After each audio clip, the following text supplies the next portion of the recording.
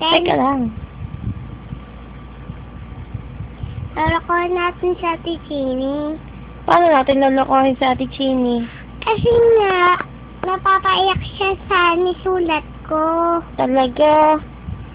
Kasi, sabi ko kay Ate Chin, pupunta tayong swimming pool dahil magsasamar tayo ulit bukas. Dito ka na matulog. Samahan mo ang mama mo dito matulog.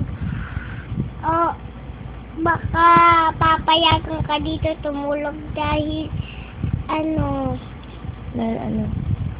dahil namimiss na kita. Ay, namimiss mo si Ate China. Kasi ko yun friends. Ah, friend mo siya.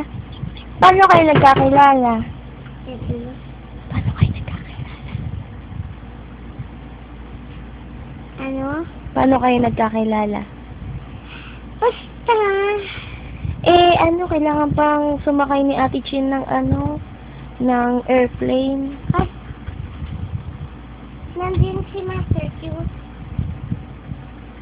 Bakit yun sama? Kinuha na rin ni Monster Kid yung boses ni ate, oh. Bakit wala nga?